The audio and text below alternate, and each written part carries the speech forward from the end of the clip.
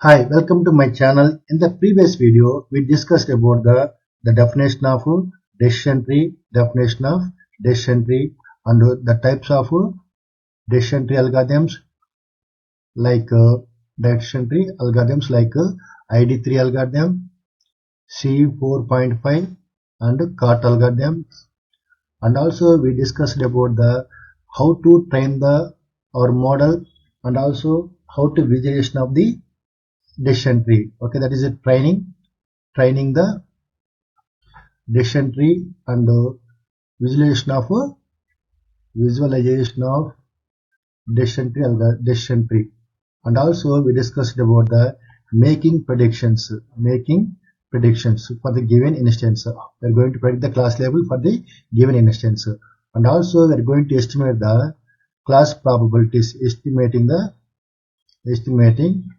class probabilities for the given instances. Okay, so and also we discussed about the one important the decision tree algorithm, that is a CART algorithm, CART algorithm. Okay, training the CART algorithm with the help of algorithm that is called as a CART. CART means classification and regression tree algorithm.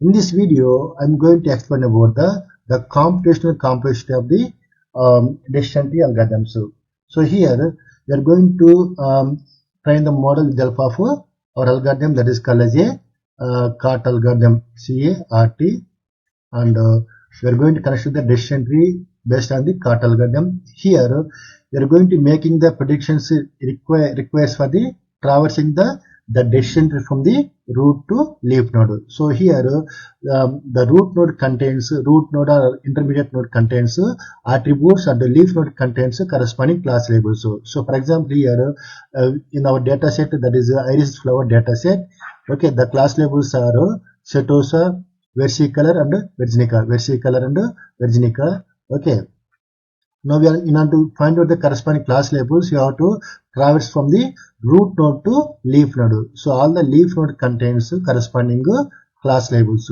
Okay, now so here we are going to making the predictions requires traversing the decision tree from the root node to leaf node. So generally the decision tree are approximately balanced tree. That is, here the tree is in the form of a binary tree only. Okay, so traversing the decision tree requires going through the roughly order of log m base 2 nodes. So suppose you want to traverse from this root node to this leaf node. Okay, so you have to approximately, that is approximately it is equivalent to order of log m base 2.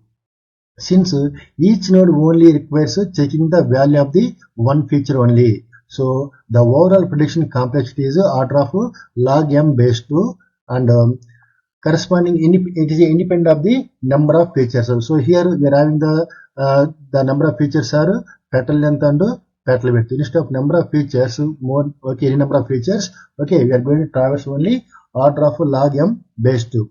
Okay, so predictions are very fast even when dealing with large training sets. So the training algorithm compares all the features or less if maximum features in the set on all the samples at each node. So comparing all the features on all samples at each node results in a training complexity of order of n into m log m base 2. Okay.